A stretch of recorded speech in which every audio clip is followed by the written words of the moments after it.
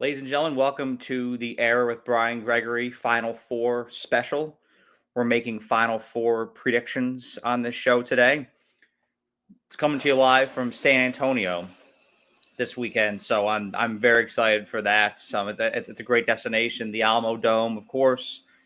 I've been hearing a lot of criticism about this collection of teams that we have in the Final Four this year. The fact that the word that I've heard get tossed around a lot is it's too chalky.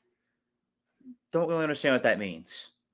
But evidently, there's too many really good teams in it, too many powerful teams. And honestly, the higher volume of great teams that we have in a tournament and a final rounds, to me, the better. Because it's that theory. Iron sharpens iron. It works every time. You've got the best playing the best. These truly are the four best teams in the nation. We've got Duke, we've got Florida, we've got Auburn, we've got Houston. On a consistent basis, these have been the four best teams in the nation.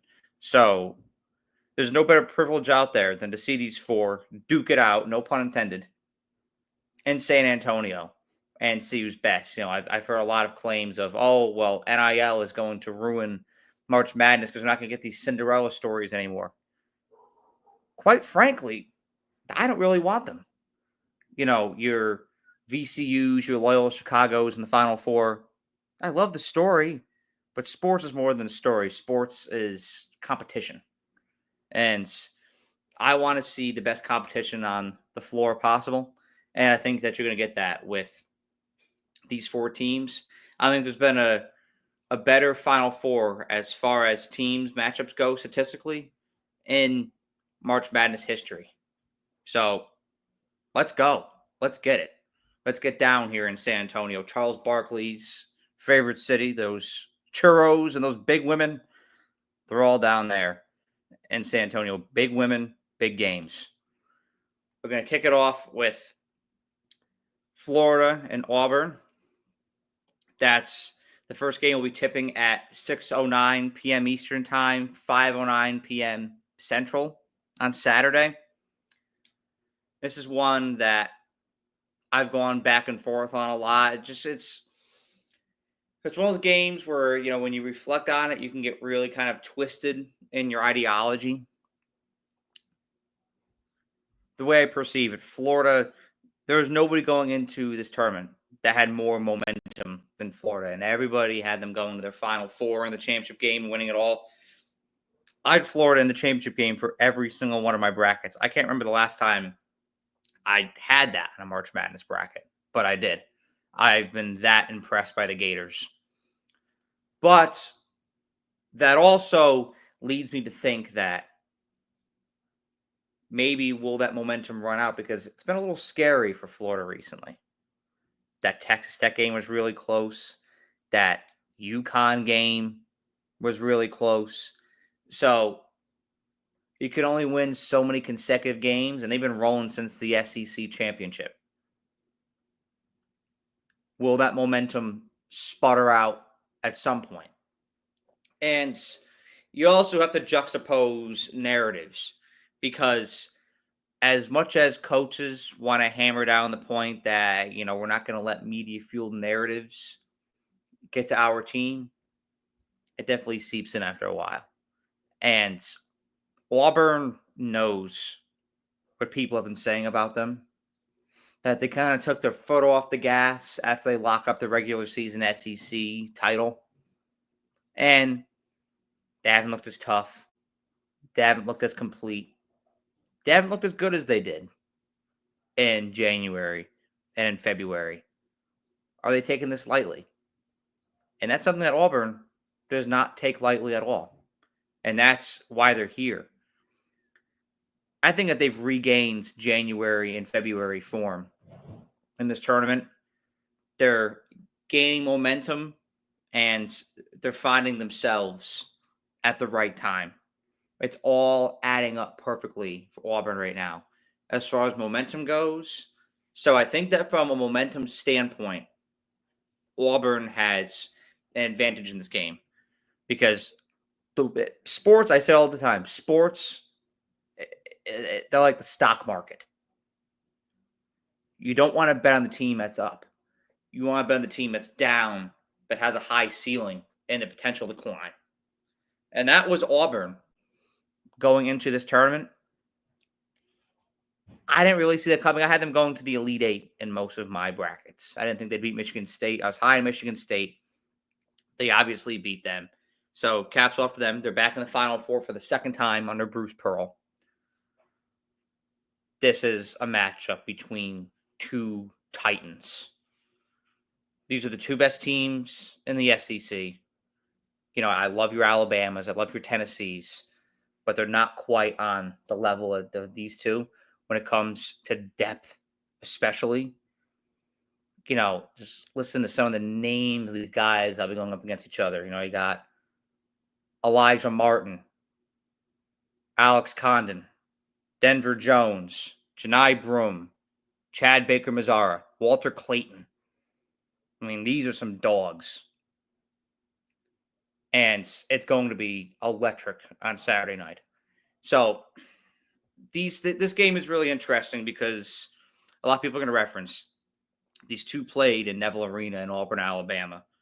The day before the Super Bowl, Florida won that game by 8, but they won by a lot more than that. Auburn kind of closed the gap with some foul shots at the end, some free throws, but that game was a lot more of a beatdown than that. I think Florida's up by 20 at one point. They kicked Auburn's ass in Auburn.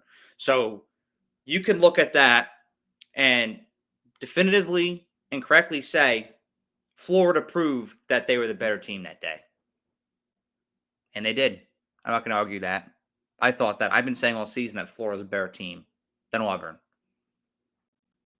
But this is out of the home environment. This is neutral site, completely new environment, Final Four. And so we're going to see if that was just a result because Auburn was on a heater going into that game. And that was a loss it was shocking for not only Auburn Nation, but SEC Nation. You know, I would have been surprised if Florida won that game because I've had a lot of confidence in Florida this year. I thought they've had a great thing cooking. But going into Neville and beating them the way they did, yeah, that definitely caught my eye. This time is a little different because the momentum seems to be on Auburn's side right now. Florida's been escaping these past couple games, whereas Auburn's been trying to earn that reputation back. Like, they definitively beat Michigan most of that game, definitively beat Michigan State. Like, they did what they did. They've been doing what they did back in January, back in February. Getting into these games and dominating, foot on the throttle, never looking back. That was Auburn that we saw back in February, back in January. You're seeing it resurrect again. So I wonder if this will be a game that's dictated on momentum or a game that's dictated on matchup. Is this just a favorable matchup for Florida? Because Auburn plays drop coverage where everything kind of funnels to Janai Broom. But Florida has guards that can shoot. And they can counter that perfectly. It is just the perfect matchup for the Gators. On paper, what it will actually look like on Saturday, I don't know. We'll have to see this second rendition. But on paper, from a matchup standpoint, this game heavily favors the Gators. I've gone back and forth on this a lot.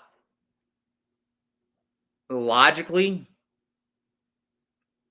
Auburn seems like the team to pick.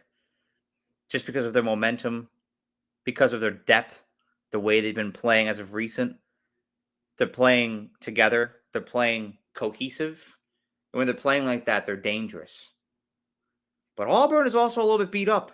You've got Janai Broom coming off of an injury against Michigan State. He's had a week to recover and get right. But your main guy's beat up. Health is a major component right now. And in an even matchup like this, any edge that one of these teams can get, they're going to take.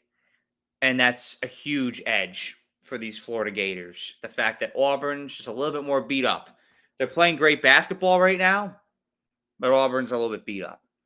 And so when I look at it, my gut tells me to stick with my original pick, who I picked to win it all in the first place, the Florida Gators. I'm going to give y'all a live update of the point spread right now as it lies for Saturday between Auburn and Florida.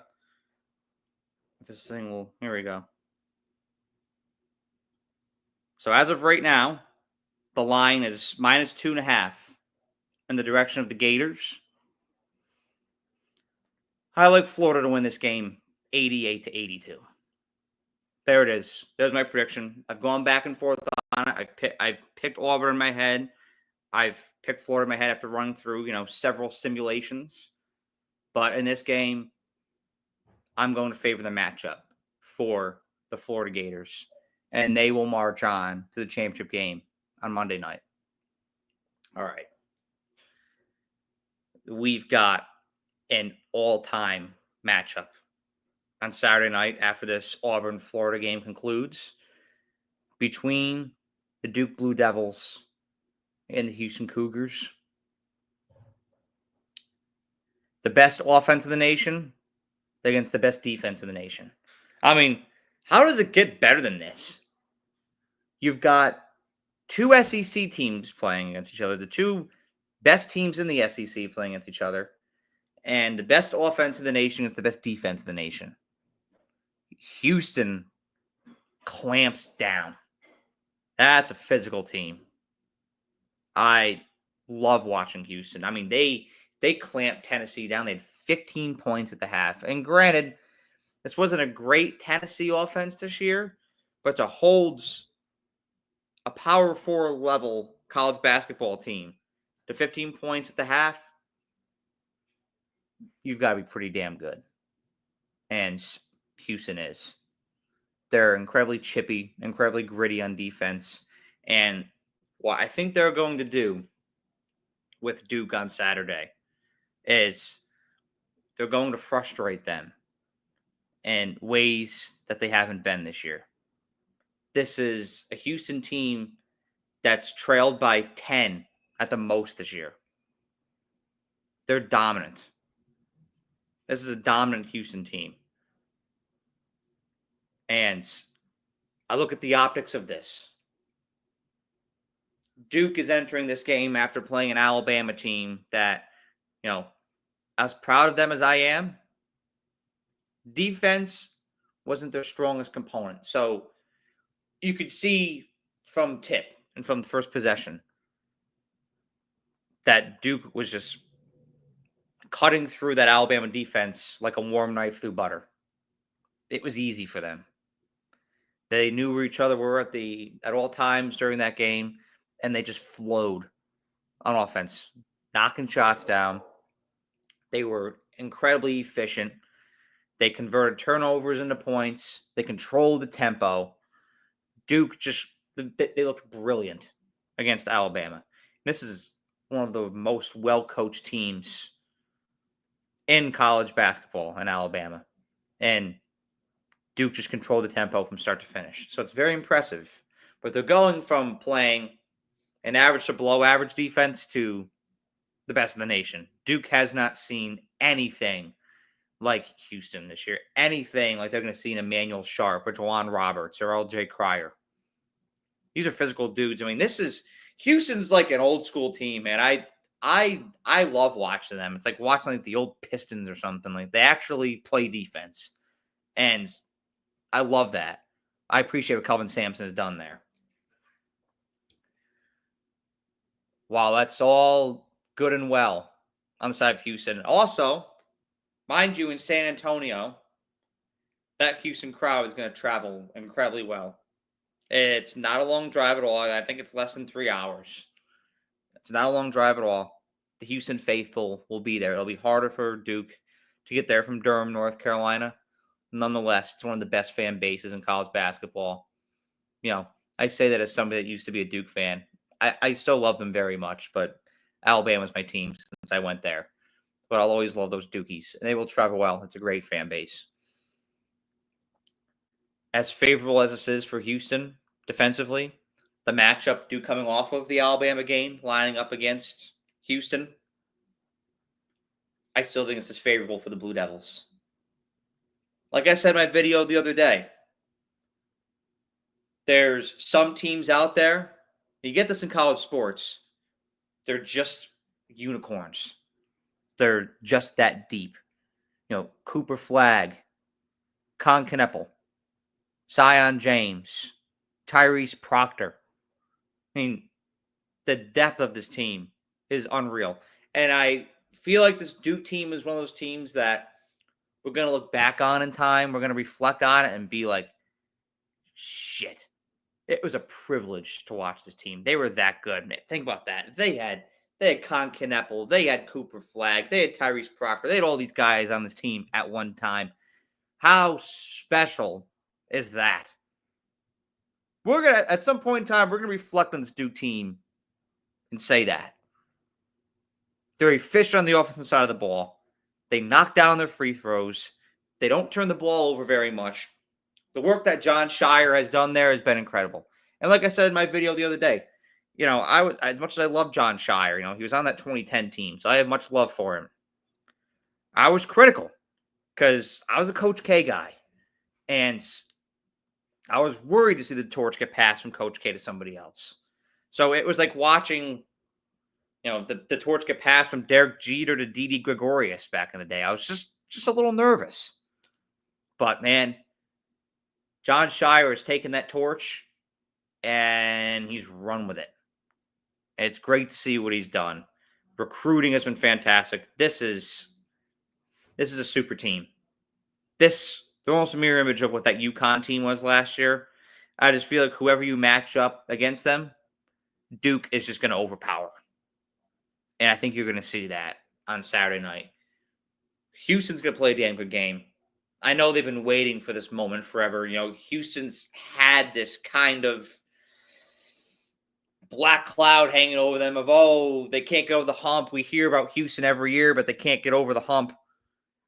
So they know that, they've got that devil on their shoulder.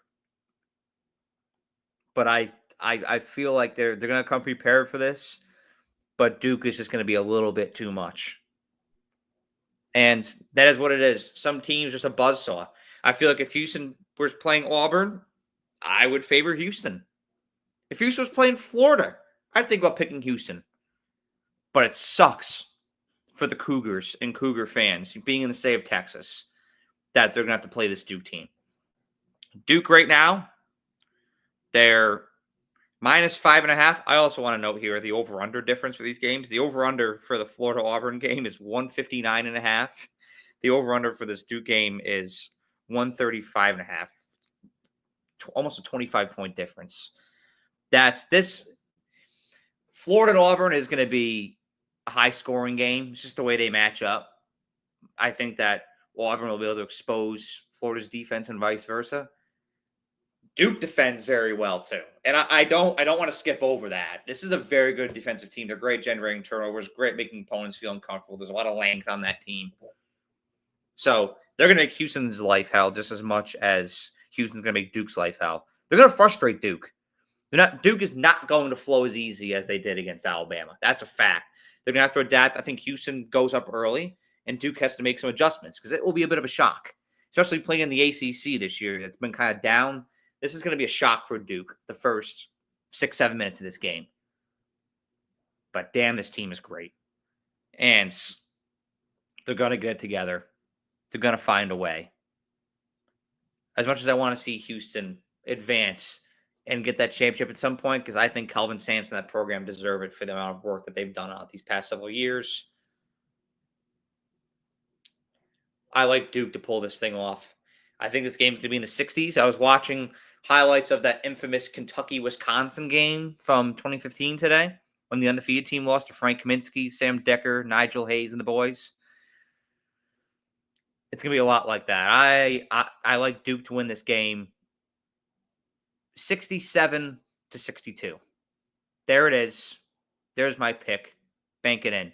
You're going to have a Florida and Duke national championship, like I predicted it on one of my brackets, but not the other. I had Florida and Houston in the other one because I was thinking Houston was going to beat Alabama and Alabama was going to beat Duke. Obviously, it didn't happen. That magical UNC game Alabama had didn't happen last year, so it wasn't the case. But nonetheless, I see Florida and Duke matching up in the Natty next Monday. Such a great time of year. I can't wait to tune in on Saturday and see that elevated court, the guy sitting down below, the court all decked out, the road ends here. If you're a true blue college basketball fan like I am, you dream of this weekend. And it's going to be so much fun. The intensity of two SEC rivals playing each other, and then two amazing programs in Houston and Duke. Houston defending their home state. And all number one seeds, love it or hate it. I know those people that want that Cinderella story. I don't. Because then you're going to get a loyal Chicago getting blown out by Michigan. Or you're going to get that wonky Final Four you got years ago with San Diego State and Miami and UConn and when FAU.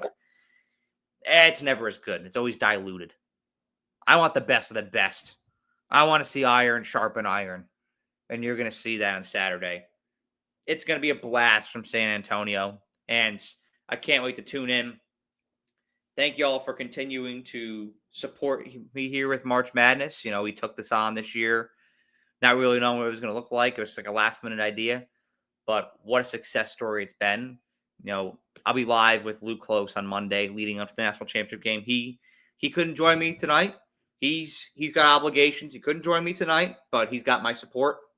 And I'll be seeing him on here on Monday night, and I'll be seeing y'all on here as well. Big things are coming here for the era. Have a great day.